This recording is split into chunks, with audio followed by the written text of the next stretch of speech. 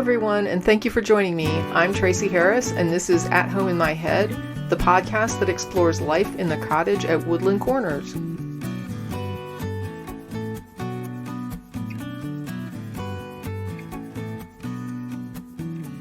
Hello, Joe, and welcome to the podcast. Hi, Tracy. How are you? Good. So before we get into why you're here, why don't you tell the audience just a little bit about yourself? Well, my name is Joe. I am a Black man, a mixed race. I am an engineer and a bit of an activist, and both in Black issues and also social justice in general, really. I'm also a YouTuber, been on YouTube on and off for the last about 11 years or so. You know, I have an engineering firm. So I'm kind of all over the place.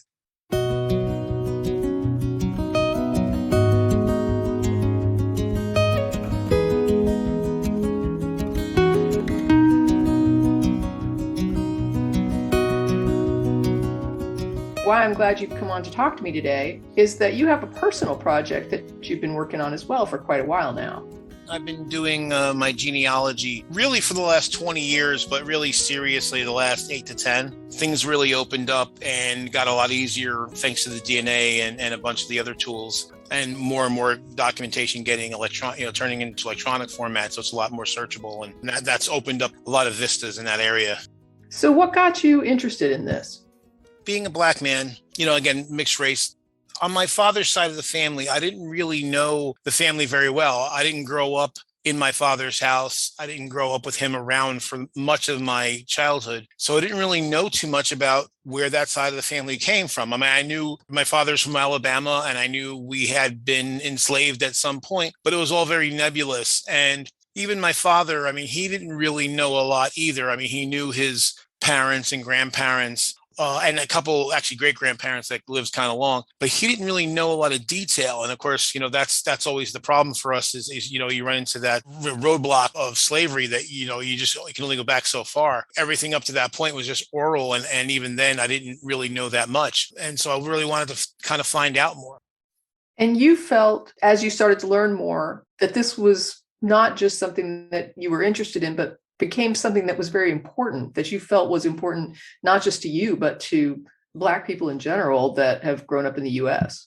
When you really look at it, we are a people in diaspora. That's really the best way to describe it. All of us really, unless our ancestors came over post 1865, we don't have a knowledge of our ancestry. We don't know what nation or what tribe our ancestors came from. We don't know what language or culture. We don't know any of that. A lot of us can't even go back further than, like I said, their grandparents or so. So it really kind of weighs heavy, I think, because, you think of any other group. Again, I have European ancestry as well, and I've been able to go back really far with that. And, most people in the US, you have that sense of, well, hey, I'm I think in your case, you're Italian, maybe some other things, I'm Irish, I'm Ashkenazi Jewish, I'm Hungarian and Romanian. And so, you can go back and you can learn about that stuff. And so people can have this ethnic knowledge. I don't want to say pride. I think that's probably the wrong word, although I guess I'll use it, because everybody else does. And this comes up a lot in social justice circles. Usually what you'll hear are people who are anti the social justice movement, and they'll complain about, well, why do we have Black pride and we can't have white pride? But of course, we do. You can be proud of being Italian or German or Dutch or English or whatever, because you know where you come from. We just got lumped in. When our ancestors came here, we just got lumped in together as one big group. Our knowledge of ourselves was really taken away on purpose. So the only reason why we identify as Black is because we don't know anything more than that. We don't know what nation or what tribes that our ancestors came from. So we can't feel the same way. It's difficult for us to feel the same way as a lot of white people at least have the opportunity to, if they care to. And when you were researching this, you got some surprises. You were much more mixed race than you even realized.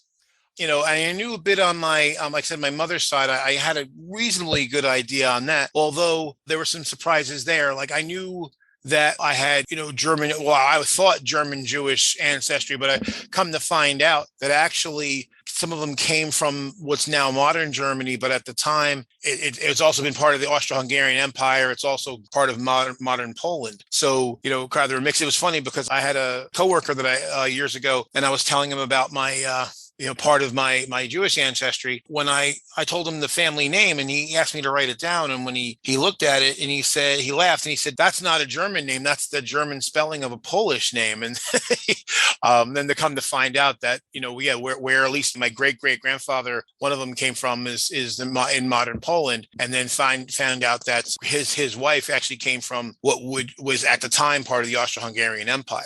And then on my father's side, this is something I discovered more recently, thanks to DNA, that my father was not all African descent. So he's also got Irish and English in there. And I found that out because of DNA. And so I have that on my sisters as well. I have I have a lot of half siblings, like at least 17. That was something else that I learned there. And that was something too that was kind of eye-opening when I was looking at my father's side of the family, because I found a number of mostly women in the family tree that were listed in the census records as mulatta. And in fact, one woman, she was actually living with a white man. This would have been 1870, probably her former master. And she had a child who was also listed as mulatta. One of the things that was kind of an eye-opener that I was really surprised to find out when I looked into it, there was always the talk of slave masters effectively raping their slaves and having babies. But when you see it actually in your own family. So in 1808, the importation of slaves was abolished. So from that point on, if you wanted to traffic slaves, you could breed your slaves to one another, or you could do the deed yourself. And very often that's what happened. And so you ended up having people that were men generally who were basically raping their slaves, the women, and making children and then selling their own children for profit, which is a pretty harrowing discovery. And in my case, I actually found out that this definitely went on because I found that I am related. The family name of the slave owners that owned my family were Grubbs. That's not my last name, but that's my father's. I found that I am related to white people that are descended from the Grubbs family. So I'm definitely sure that one or more of the slave owners that owned my family did this to one of my great ex-grandmothers at least once. That was kind of a hard thing to learn. Originally, during the colonies, the law was that children born to someone who was enslaved would have the status of their father. So if the father was the person who was enslaved, then the child was enslaved. If the father was a free man, then the child would be a free man. But a lawsuit by a young woman who sued for her freedom and won saw that law change. And there was a domino effect where then the laws all started to change to become, you have the status of your mother. And not surprisingly, the rules and laws around sex between enslaved people and free people were much more strict when it came to free women, whereas for the men, it was generally looked the other way, even where there were restrictions against it. I mean, we know that there were stigmas because we see through history people like Thomas Jefferson who were accused, and rightly so, but it was considered to be a slander or a malignment to suggest that he was doing what he was doing. And even after slavery ended, the stigma, in some cases, it was actually against the law. But, particularly with Black men and white women. You think about like the Emmett Till case where, just whistling at a white woman supposedly, which turns out he probably didn't even do. And then he was criminalized and ultimately killed.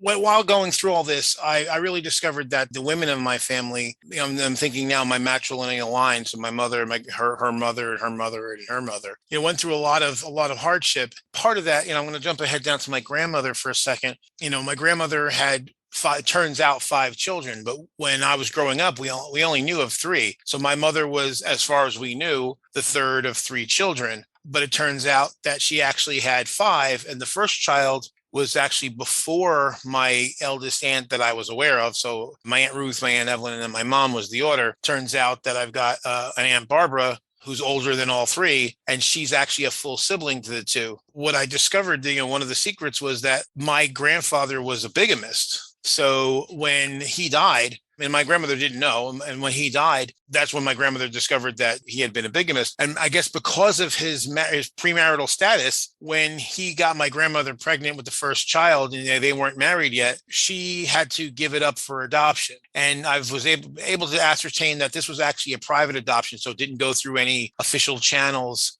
what I've been able to ascertain is she basically walked into a hospital, gave a fake name of the woman who was going to be the adoptive mother, and then walked out, and then never saw her baby again, because of course, being an unwed mother, even if the father was around back in the early 40s, the onus was on the woman, not on the man.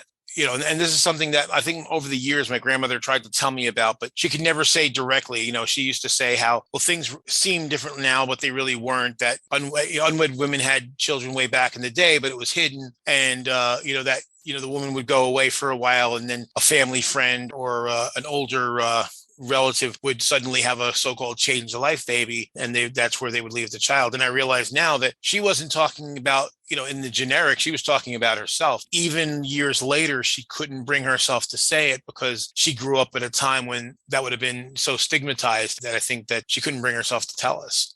And then similarly, her youngest child, my Uncle Stephen, he was born after my grandfather died. My grandmother was dating and she got pregnant. And based on the documents that we were able to locate, her mother and her sister convinced her not to keep the baby, even though she wanted to.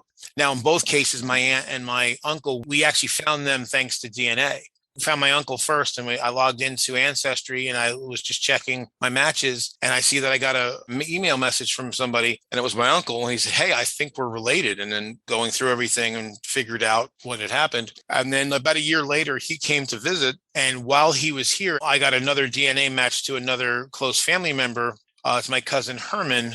So I matched him, and I was wondering who's this guy, so I found him on Facebook and looked him up. And then one of his mother actually reached back to me and figured out that her mother was my aunt. And so now the family has grown. So it's been interesting getting to know one another and incorporating one another into the families. Now, you had a note here that your last formerly enslaved relative died in 1957.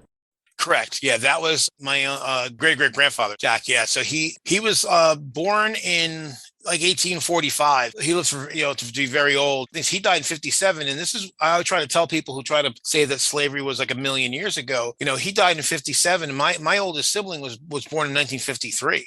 I have a sibling or actually two siblings that were alive when our oldest formerly enslaved ancestor died. And I've got living relatives who knew him. So that's how recent it really was. That shows, just how close, that all this stuff is. And hell, I was born in 68. So he only died 11 years before I was born. So it's not that far. And you also had some notes here about some of the things that you realized during your research about the effects of segregation on the marrying habits of Black citizens. So when I was talking to some of my relatives and trying to, fill in the family history, one of my cousins, he was explaining to me why parts of the family came up north. Because basically what happened is at the time, after slavery was over, of course, you had the segregated South. You ended up with Black areas. It wasn't just a matter of like within towns, maybe in large cities, but otherwise you ended up with Black towns and white towns. And if you were Black, you generally didn't go to the white towns at all if you could help it. Or if you ever heard the expression sundown town, where basically, it was okay to go there during the daytime when the sun was out, but, you better get your ass out of there when it gets dark, because that's when the vigilantes come out. They come out, and if they find a Black person, they're going to harm you. Basically, what ended up happening was my family's from rural Alabama. People didn't have cars back in the day. So the only people, the population you had to marry from were people who lived in the local village or the local town. In some cases, in a rural area, that didn't add up to that many people. What I found going through the ancestry records and also talking to relatives is that families would have multiple marriages between members of the same family. So you had to be careful, because if you weren't paying attention, you could end up marrying a close cousin. In fact, that's actually why my grandmother decided to marry my grandfather, is because they weren't closely related. It was that simple.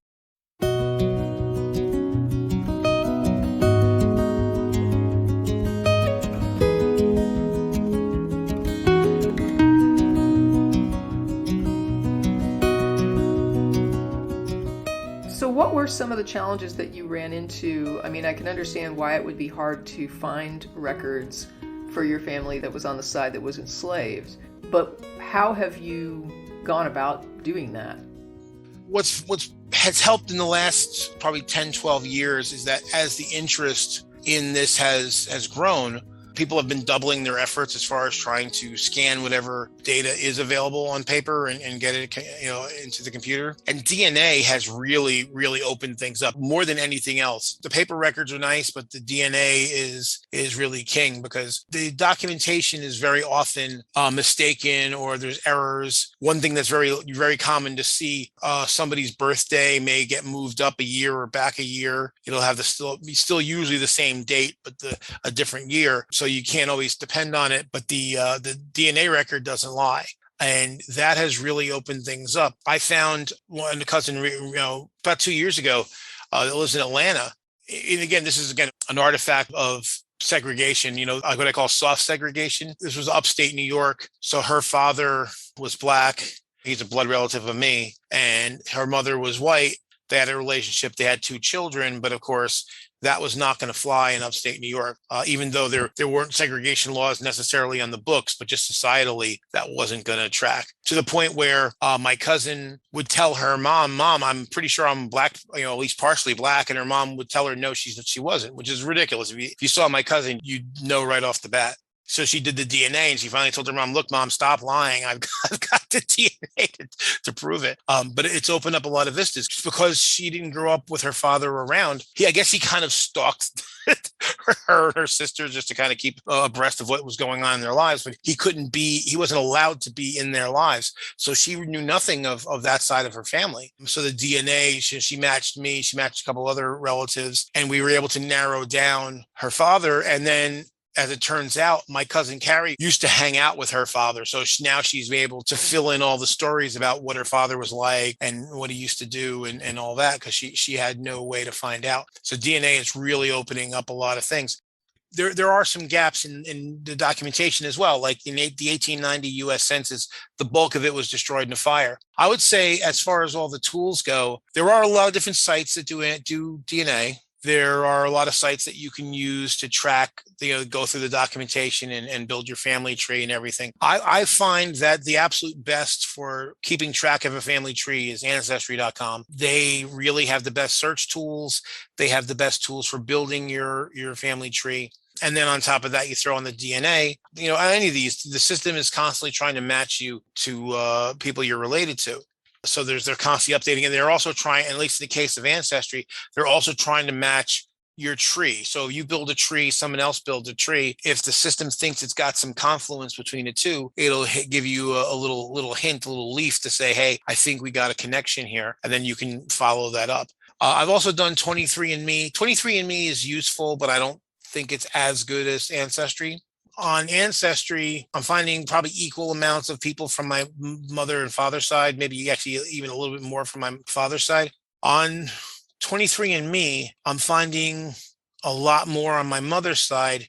Even though my mom's only like a quarter Ashkenazi, she's actually probably half of the DNA matches she has are Jewish. So it seems to be a lot of Jewish people have selected that as their preferred location. So if you're Jewish and you're looking up your ancestry and you want to find relatives, 23andMe might be a better choice. You also had on the list that there was some family abandonment that you learned about, and also some family violence.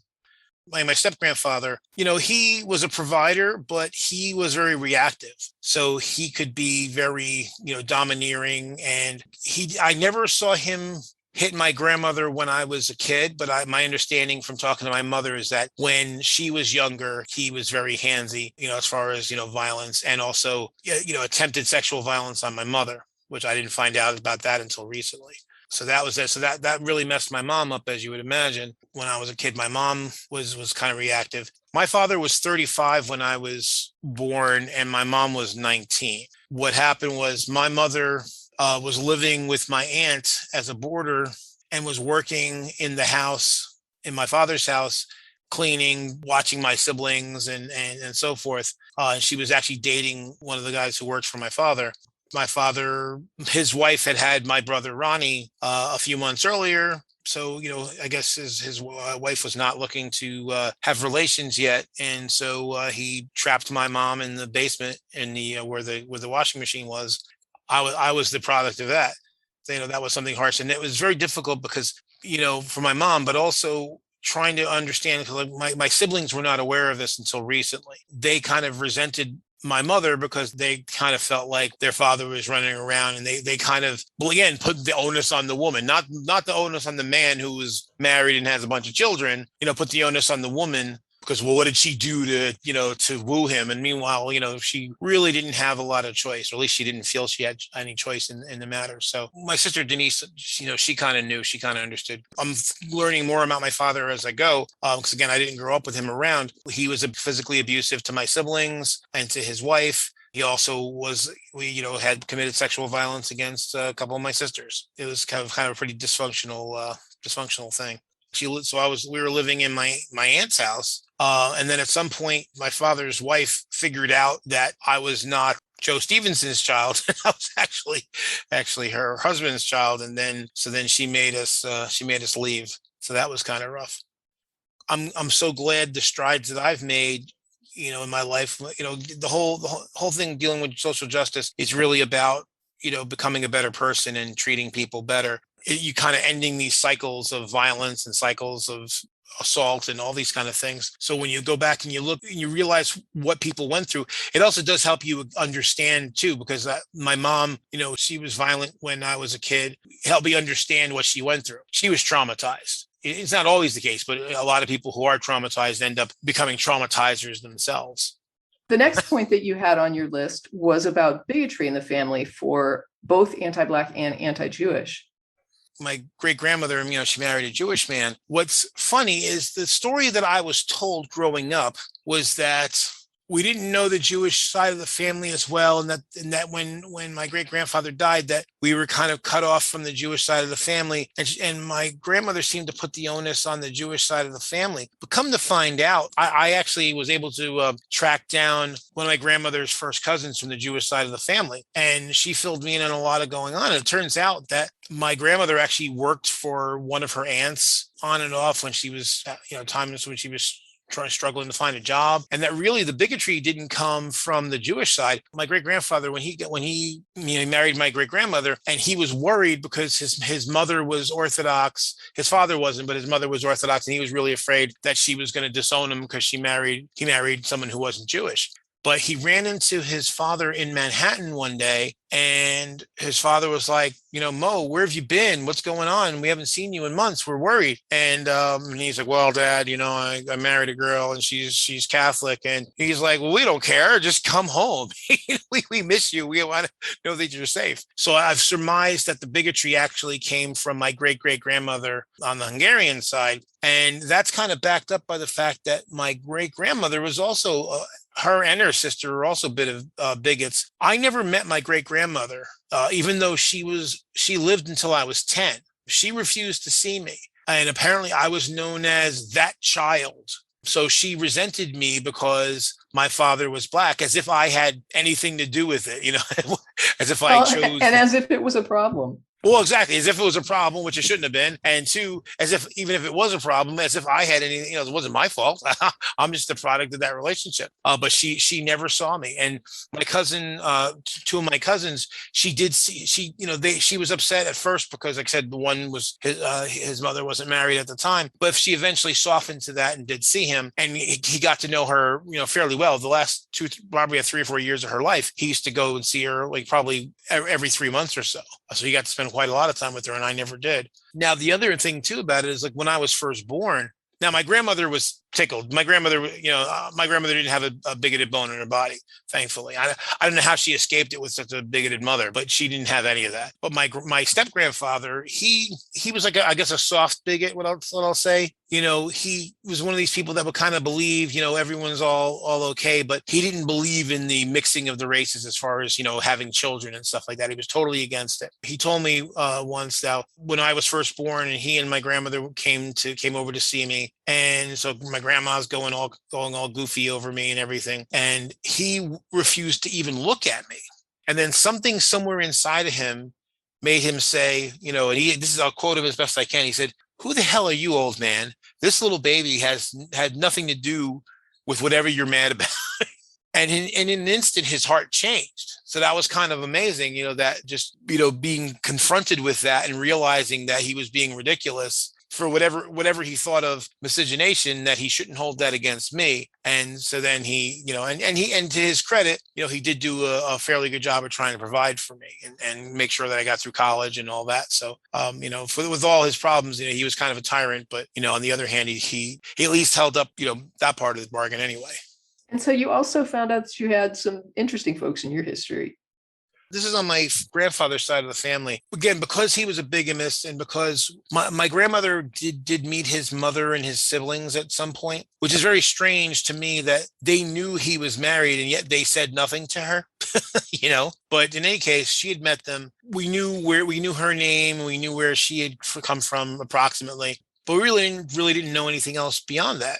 When I started getting into this, it was kind of tough because my grandfather's last name is extremely common, and that's actually a tough thing. It's easier when someone has a rare name because, if you find any records, they're probably your relatives. If you have a common name, that can be extremely difficult. But tracing, so it was a little easier going through my great grandmother because her last name was uncommon as well. And so I finally found her mother's maiden name, and it's Hussey, Hussey. But it ultimately traces back to England and further back from that to France. William the Conqueror, when he conquered, came over in 1066, one of his vassals was a man named Hubert Huse, Huse. He was put in charge of Kent and Dorset under William. Hubert had married William's illegitimate sister. And then of course, their children and grandchildren, they all intermarried and all that. So anyone who has this last name, any variation of Huse, so Huse, Husse, Hussy, Hussey, Huzzy, all these different variations, they all trace back to this man, Hubert Huse. So at the very least, if you have this last name, you're at least a first cousin, like 30 times removed from William. And there's a decent chance you're also a descendant of his as well. I'd gone on to England in 2014 in the Southwest Midlands, and I actually went to one of Hubert's castles. At the time, I didn't know that I was actually, descended from him, but it turns out later, like, hey, my ancestor actually owned that castle at one time. It was kind of a cool finding once I found that out. So I've got royalty and enslavement. So I've got both extremes in my in my lines.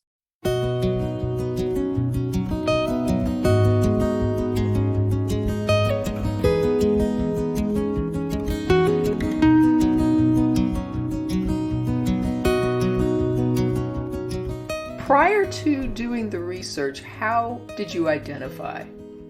I've always identified as either black or mixed race, but I usually say black. And as I gotten older, more often I usually say black, unless there's a reason to differentiate. And this is something that comes up for a lot of us. A lot of people ask me, how do I identify? In America, regardless of how you feel about yourself, you're going to be perceived a certain way. Even though technically speaking, I've got more non-African DNA than I've got African DNA. I'm like 45% African and 55% predominantly European with a touch of Asian in there, which mostly comes from the Hungarians. To look at me and know my skin tone and all that, no one in America is going to accept me as a white person. So it's really not a choice. So that's why I've had people say to me, they get irritated. Well, why are you identifying as anything, or why is it a big deal? Like, I didn't choose it. It was given to me. It's not really something that I could choose. Now I identify as the various bits because they're part of me. But at the end of the day, I'm a black man in America. Whatever that 55% of me that's mostly Caucasian doesn't buy me anything in America. It doesn't give me any advantage at all. I mean, if anything, it's maybe because of the way I talk, because I don't sound like, I don't have a stereotypical black voice. But other than that, it doesn't buy me anything. I think it would be kind of, ludicrous to try to identify as anything but black. No one's going to accept it, even if I chose it. And what are your thoughts on colorism? Colorism is definitely a problem and something that I've experienced.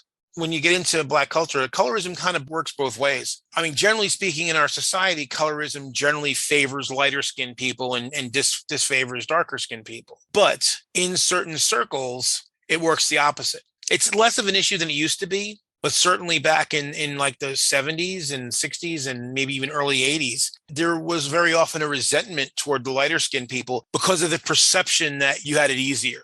definitely in white society, the lighter you are, the better it usually is. But in black society, it's sometimes the other way around. But again, it very much varies. I remember as a kid, hearing the expressions, like a red bone and the high yellow and chocolate and mocha and all these different terms, which basically were just slicing us up into smaller subgroups. I think that's far less prevalent today. I think there's definitely more of a, maybe not black unity, but we're letting fewer things split us up anyway, which is good. And there's also a rejection in some circles. Even if you are someone who might be favored because of lighter skin, there's a rejection of that, of like not wanting to accept it. And I guess I kind of did that to a degree. When I was going to college, to Rutgers, I got offered what amounted to a full scholarship. It was education based, but it was also race based. And I turned it down because I didn't want people to, at some point in the future, be able to say, well, you only got what you got because you're black. At the time, I didn't really realize that, hey, you know what, everybody else takes whatever advantage they get, and that I was already at a huge disadvantage just being black. So I should have just taken it. But, that was the attitude I had at the time anyway.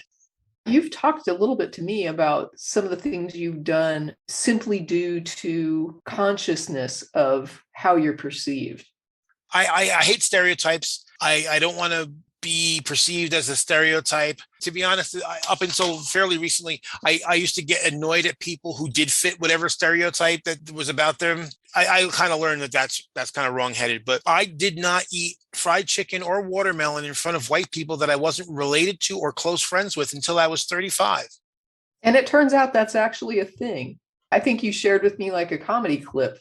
Yes, yeah, that was Wanda Sykes. Like, white people are looking, and we are conscious of that we're being watched and we're being perceived. And it's funny because, of course, any white person could eat fried chicken and no one's going to say or think anything about that, or watermelon. I think most people like fried chicken and watermelon. But yeah, we know we're being perceived, and that's what makes it kind of tough, because if you do something wrong and you're white, no one says, "Oh, those white people." They just say, "Oh, that guy, that person, that woman, that man, whatever." But if I do something wrong, there's a chance at least some people are going to look at that, and they're not going to just look at, well, Joe did something wrong. They're going to look, oh, black people did this or black people did that. I mean, I will say there are people that are going to say, oh, those white people. But the difference is it's not the people in power. True. Right. So it's the people that look at you and perceive you as white and say, there goes that. They have words like Karen and things like that. If the person who calls that out is not generally the person making the laws and the rules and owning the businesses and owning the majority of capital and power structures and power positions in the society. So when it comes to the folks who hold the power and how they perceive other people, they don't perceive themselves as, quote, white as far as like a demographic, even though they behave in ways that protect that demographic. That's true. And so that is something that we're always, I'm always conscious of. I mean, less now than I used to be, when I've done things that weren't even necessarily wrong, but maybe they weren't optimal or whatever, but people were critical. And I found that very often the criticism is stronger, more pointed, and it's very hard to deal with sometimes, because it's like, I'm not doing anything different than anybody else, but you're treating me worse.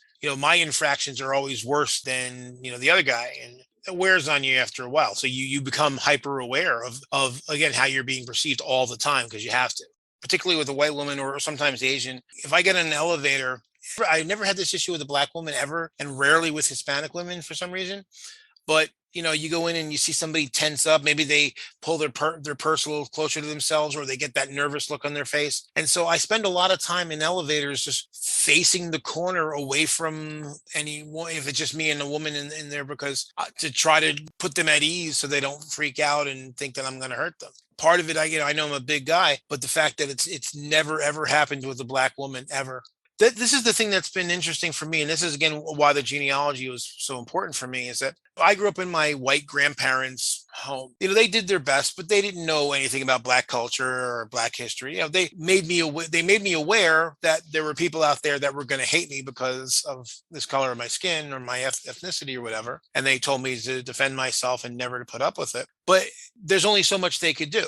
They just didn't have the context to really be able to enlighten me or educate me further than they did. So I had to kind of learn it out the hard way. The colorism, and I certainly experienced a lot of bigotry particularly growing up in the early 70s. So it was so traumatic. I didn't have any positive frame of reference for being Black at all. It was only always negative, because either someone wanted to beat me up because of it, or someone was resentful of me for it. I couldn't even refer to myself as Black until I was like at high school. I used to say people like me. So I couldn't even refer to other Black people because it was that traumatic.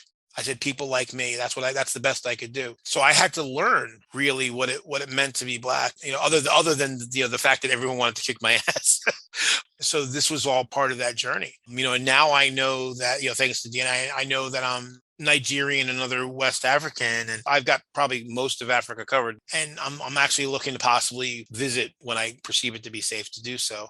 That's the thing, is that there's so many negative experiences that you really have to learn that there are positives. You've talked about this a lot, about how there can be like internalized bigotry against the group you're part of. You particularly, I know you talk about that a lot with in the case of women, where they seem to feel the need to denigrate themselves in order to fit in.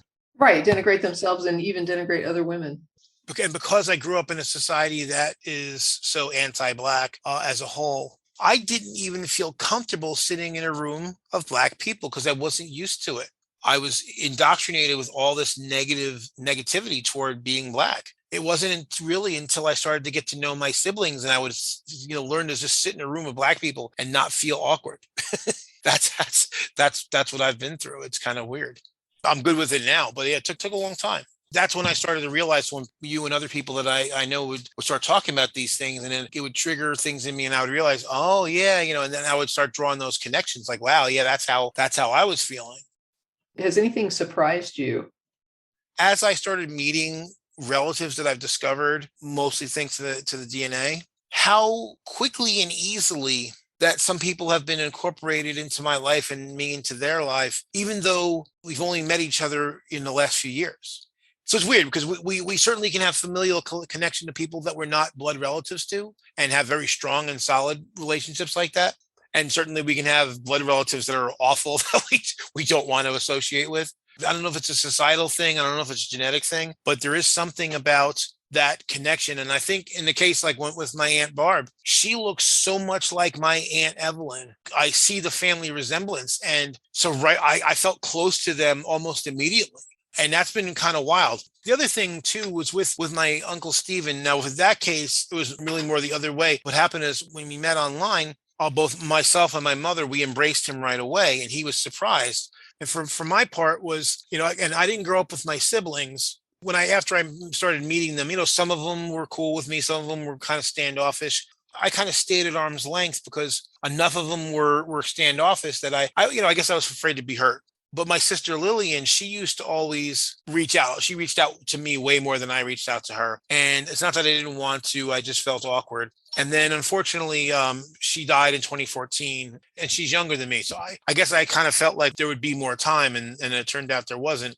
I got stuck in that situation where I couldn't get to know her better. And so then with my uncle, I felt like, well, I know what it's like to feel kind of on the outs, and I didn't want him to feel like he couldn't reach back to us and he couldn't be part of the family. I wanted to give him the opportunity. And I told him this, that, if you wanted to have that relationship, that I'm here and I'll do my part. I didn't want him to miss out in the way that I did. What advice would you give to people who are interested in doing their own research in family history or genealogy? Definitely, sign on to one of the sites. My site of preference is Ancestry, although Ancestry is not the only site. And I use more than one site because as good as Ancestry is, it doesn't have everything. No site has everything. So I use multiple sites. I use familysearch.org also. I use 23andMe. Get into all these sites. And then there are also ones that are for specific, like I joined a Jewish genealogy site because their focus is on Jews. And so they have more resources focused on those things, and they have tools that you don't find on some of the other sites. Like I was able to find my family name on deportation lists in the 1880s and in the 1930s, which confirmed some family stories and also helped me understand why my part of the family came over when they did. They saw their relatives getting kicked out and they decided to, get going under their own power. Do all of them. I mean, there's a lot of them that have free services, so use all the free services. If you really want to get seriously into it, you really need to get at least one paid account because there's a lot of stuff you just won't have access to. Find a grave.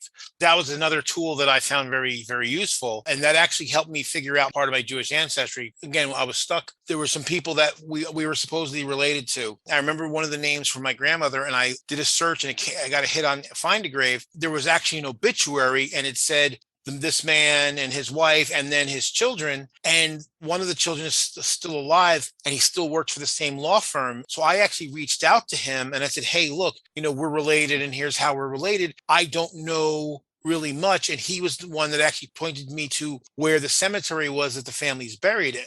And so he filled me in on some details. And then going there, I got all the information, a bunch of information off the gravestones.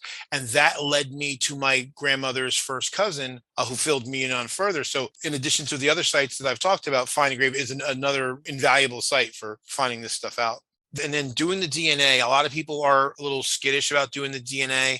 My experience has been great. I actually give out kits as gifts to people. I usually keep a couple kits in my car. If I'm talking to somebody about it and they express interest, I'll run out to my car and say, here, it's yours if you want it. There's a site called gedmatch.com. And what gedmatch does, they don't do tests themselves, but you can download your tests from other sites and upload it to their site. And so now it broadens your search. If you do a DNA match on Ancestry, you're only going to match up with Ancestry people. Same thing with 23andMe and Family Search and so forth and so on. But if you go to gedmatch, now you have people from multiple sites and you have a better chance for making a match. That's interesting. So it's kind of a third-party DNA site that allows people from other sites to upload independently. Exactly. And so that's been an invaluable tool. My Irish ancestry mostly comes from County Kerry and County Cavan. I've joined Facebook groups for those two places. What they do is they post their kit number and you can go and then you can run it. I've found a lot of people that I'm at least distantly related to and some that are a little closer than we would have expected. That helps build the whole story because you start to see, when people say, you see that you're related to somebody and they say where they're from, and you can start kind of narrowing on the map where your ancestors might have been, where precisely they might have been from. This goes based on who you're most closely related to. And I find it infectious really because when I'm chasing something down, there's a lot of detective work. Like I said, you're looking at documents. The documents are useful, but you have to take them with a grain of salt sometimes. And you have to really kind of figure out where the truth lies. You're never going to uncover all the secrets. You're never going to find all the detail, but you can usually find enough to be useful. I know the names of my parents, grandparents, great-grandparents, and great-great-grandparents. I know all of them. So, and some of the other branches I know even further back. You've got at least a little bit of every one of those people in you, the little snippets here. And that's pretty cool. You think about the butterfly effect, a lot of things that have to line up for you to end up being you. The other thing, though, is the DNA really opens up the patrilineal side of the research. Like you say, when it comes to paperwork, there's the official record and then there's what really happened. And so outside of the women in your family, without the DNA, there would be no certainty around what the men in the family actually contributed. Yeah, and that's the reason why in Judaism they trace through the matrilineal line, because only the mother knows for certain that that's her child. And even that, like you say, you can have these private adoptions, and there were stigmatized situations around adoption, people that hid the fact of an adoption. Even in the case of mothers, sometimes you can have a situation where you wouldn't understand that somebody wasn't actually a biological mother. This is true. My aunt didn't really, she kind of figured out after her mother died, or her adoptive mother died, that she was probably adopted. But of course, she had no one to go to verify. The other thing, finding out what I'm doing, it's interesting for me, is as a Black person, the average life expectancy for Black people in America is really short. For Black men, it's like 56. And for Black women, it's like 61 or 62. It's really, really short. But I've been able to determine that most of the people in my ancestry lived to be quite old. My grandmother lived to be 96. My grandfather was 88. My grandfather's father lived to be 90. And his mother, she was 81. My grandmother's parents, that's 83 and 92, And then again, the one there that would live to be over 100. There's actually one other that lived about 100 as well. So finding out that I'm descended from, despite the fact of, being, formerly enslaved and and all the hardships of living in the South, and the diet and the treatment and everything that come from people that lived a long time. So maybe there's hope for me yet. Wow, well, we've covered a lot of ground. Do you have anything else that you wanted to include? Yeah, I would say, for anybody who's thinking about it, I say really do it. I know I have some friends that are like nervous to do it or whatever. I think once you get into it, I think it's fun. Like I said, the connections that I've made, like I said, it really is like detective work, and it's exhilarating when you make a breakthrough. Like I was doing something for somebody and I was stuck. And when I finally found the bit that tied it all together, and it was just I felt like, like Columbo and Perry Mason all rolled into one. And I actually thought about it once at some point in time, I'll retire from engineering. And I thought I might actually do this like professionally, or at least semi-professionally, help people out, particularly, people who are, there's a lot of people out there who are adopted or their parents were adopted, and they don't know the family history and they want to find out. Now is really probably the best time in history to try. I don't think there's any, despite the fact that, yeah, there are secrets and some of those secrets may be uncomfortable, but I think the worst thing that'll happen is you'll find out that there's nothing interesting, that your ancestry is boring and nothing happened, and there was no secrets. But, the best you'll happen, is you'll find out that the story was a lot more interesting, and you may find out that you have, relatives that you didn't know you had. There are some people who are nervous about it because they're worried what's going to happen to their DNA. Ancestry is a pretty good policy. Again, was another reason why I recommend them. I do know a couple guys that said they didn't want to do it because they're afraid that they do have children out there. But for my case, if I don't know of any children of mine, but if they exist, if they're out there, I would actually like them to find me. I don't see any downside to it. Like I said, the privacy issues would be the only thing really. Anyone who knows me, who's friends, if they want to do it, like I said, I've right behind me. I got three new kits, and I got two kits in my car. So I like to do it. I'll say, and again, because I don't have children, and now I'm 52. I was on the fence about it. I kind of wanted to, but there's times when I see my friends with their children, and sometimes I don't lose a lot of sleep over it, but every once in a while, I kind of wish there was somebody out there. But so this is why I'm like, well, if they're out there, hopefully they'll take a test, and that's what I'm taking tests on like every service I can find, just in case, because there were a couple possibilities where there may be somebody there, and so it would be nice to know.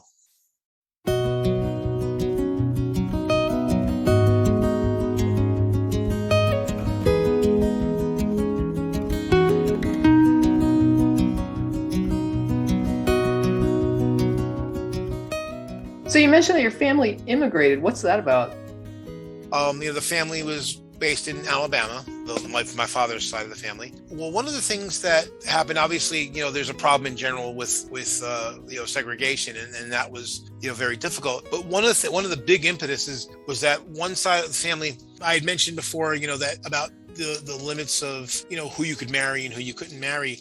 The way the story came to me is that what used to happen is that a young black man would like walk to his intended's house, and he would stay as long as he could until the parents told him, let him know one way or another that he needed to leave. And so usually it was dark by the time you're walking home, or close to it. What was common was for carloads of young white men with guns to patrol the roads looking for a lone black man, and they thought it was sport to stick a gun out of the window and shoot over the guy's head and get him running. And then they would chase him just for fun. That sounds like a dangerous game. Yeah. Well, it turns out one of my, it's not an ancestor, but he's a relative. He had a gun too. And so he fired back. Now, again, he didn't fire to hit them. He fired over the top of their vehicle, and they ran. And then, of course, that's the thing about, that when there's such a huge power dynamic, you fighting back is, well, you're being uppity. You got to know your place. So the word came down that they were looking for him. And basically, if he didn't leave, they were going to come down and basically like wipe out a whole sector of the family, just kill everybody. And they would have got away with it too, because it's rural Alabama, and, the cops didn't give a shit. So he took off and he left and came up to New Jersey. And then that started the emigration from Alabama, because other family members over time started to go up, and of course, like anytime people emigrate, where they go, if they know family or friends or someone at least from the same ethnic group, they go where those people are, so at least they have some little bit of safety. And so over time, elements of the family moved north. Some of it still stayed in the South, but that was the first, like really one of the first people to come up north from Alabama. That's how my grandparents ended up here and my father ended up here. And now they still kept the land. The land that my grandparents' house is on, and my aunts and everything. This land was actually part of the plantation that our family worked. The family that originally owned it, when slavery was abolished, they basically left. They sold off cheap to get out, because I guess they were afraid of, the fact that in Alabama at the time, about 2/3 of the population was Black. So they got out, and then my great grandfather, and then later grandfather worked for that family who owned the land. And then at one point, my grandfather bought it. And since he's parceled out, there's just a lot less of the land within family hands now. But yeah, that land is part of where the plantation had been. When I went to see my aunt back in 2019, that was the same trip when I stopped in Austin to see you, and I visited you. I had been there before, but I had been driven by other people, and we took different routes, and it was nighttime. I didn't really get to see. But when I was leaving Alabama to go to visit friends in Mississippi along the next part of the route, it was daylight, and I started passing these cotton fields, and I started to weep, because it really just hit me, the reality of seeing field after field of just cotton, cotton, cotton, and knowing that, this is why my family was here in the first place. And it caught me off guard too. I really didn't expect it, because I knew that was the case, but it wasn't until I saw the fields and knew that, hey, these are the fields that were keeping my family in bondage. Another thing that I discovered, I found my father's matrilineal grandfather. I found his voter registration from 1867. It's the first person I found post-slavery who was eligible to vote and registered to vote. I was not expecting it to be emotional, but I saw that, and I saw his name, and I just started weeping, because it really hit me that, wow, this was, as near as I can tell, this is the first person in the family, on that side of the family, who was eligible to vote. You really start to understand at least some of it. You're never going to fill in all the gaps, as I've said, but just seeing stuff like that and knowing, okay, here's someone who he was determined that he was going to exercise his rights after having no rights for a long time. We're sitting here talking, and I just keep thinking that this is what goes into making a Black man in America, right? So in the US, you have a Black person, like you said, with no real history. And when you start to look at the history and how rich that history is, and to really see what so many people take for granted, just something as simple as ancestry, and that everything that you're talking about is literally a single person's story. But also, when we talked about how you're perceived, you're like, I'm a Black man in America. Yeah. And that's the thing. I did a video about this on my YouTube channel. The people, again, who get upset about Black pride versus white pride. Again, it wasn't something that we chose. It was something that was given to us or forced upon us. It didn't matter whether you were, Hutu or Tutsi or whatever tribe you were Maasai. None of that mattered. What language you spoke, none of that mattered. You were Black. If you were lucky, that's what they called you. And that was it. So we all got lumped in to one big group. We embraced it because we didn't have really much of a choice. That was the best we can do. That's the best identity we can have. So when people get angry at us for expressing that identity, it's like, well, but this is what you gave us. This is all we have. Don't take that away. But you're not supposed to celebrate it. Right, exactly. Yeah, and that's the thing that about the disarming. When people talk about disarming these things, it was handed to us, and then when we embraced it, then all of a sudden now it's bad. Oh, don't embrace the thing we told you had to take. You're supposed to feel bad. The furthest back I was able to get on that line, like the man I was just telling you about, when I found his voter registration, his mother was named Jenny, and she was born in 1808. And that's as far back as I've been able to get. She was born somewhere in Alabama. That's it. That's the end of the line. And I probably will never be able to go further than that. If there's a record, it's male age 42 and female age 17 and like horses.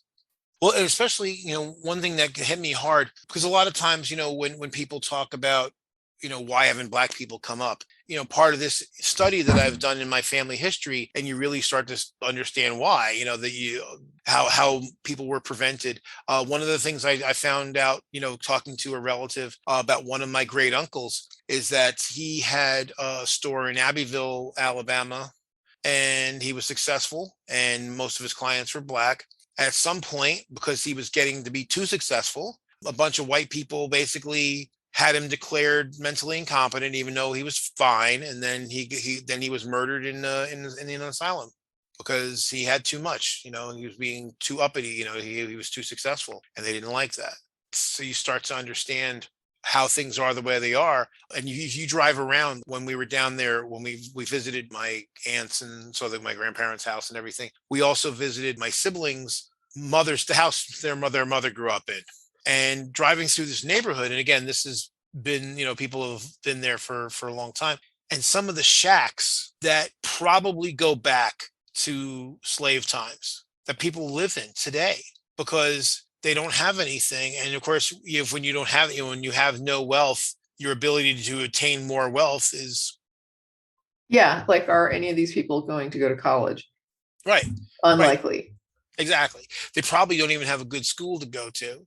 And there's zero chance they're going to get to go to college. They have nothing, so they're not going to be able to get a loan. The only loan they might be able to get would be the federally backed loans for college, but they're not going to be able to afford it otherwise. And again, they probably haven't had school. So how's somebody going to pull themselves up? It's just not reasonable. And a few people in the area have, but for the most part, it's a very poor area and it's rural. There's no industrial base, so there's not much in the way of a tax base. It's right wing, it's Alabama, red Alabama, so they have right wing policies that don't invest in underfunded communities. So there's nothing. There's no jobs because there's no, have an educated workforce. You don't have any infrastructure. So no company's going to start there because there's no money to be made. No one has anything. It's funny. I'm looking at my family tree here, and like I said, I can go back to at the very least all my great grandparents, and I'm not the first, but I'm one of the first to go to college on either side of the family. My maternal grandmother's brother went to college, and my grandmother went to like bookkeeping school, but everybody else, there's nothing. So, I'm really one of the first in either side of the family to achieve, get a degree, and certainly not in a STEM field. I'm, become a chemical engineer by education. And now today they're pricing it out so that it's also becoming difficult for people to go again. I probably should have taken that scholarship. I've done well enough for myself, but I only paid my student loans off 5 years ago, and I'm 52. So I have empathy for the people that are stuck with big bills because I went through it myself. Yeah, it's definitely a form of gatekeeping. Yeah, it keeps poor white people and most brown people locked out. You've pointed out a number of times how, there are racist things that happen in our society that still affect white people. It's still racist when it happens to a white person. Those policies that prevent them from having to invest in Black communities, the spillover is that it ends up dumping on poor white communities as well. Right. They end up being the collateral damage for white supremacy. And of course, then they're bitter because, of course, they are getting screwed over. They're told to hate Black people and feminists and gay people, and unfortunately, a lot of them believe it. I just want to thank you so much for coming on tonight and talking to me. I think this was a very fascinating conversation, and I appreciate you sharing everything that you've learned. Well, I'm happy to do it. Like I said, I'm a big proponent of doing this, and anybody who is interested in this, I think that they should go for it. And certainly, if they want to reach out to me, or I'm happy to point people in the right direction. So I'll send you some links that you can put in maybe in the description. Follow sure. me in the description. Okay, great. Thank you.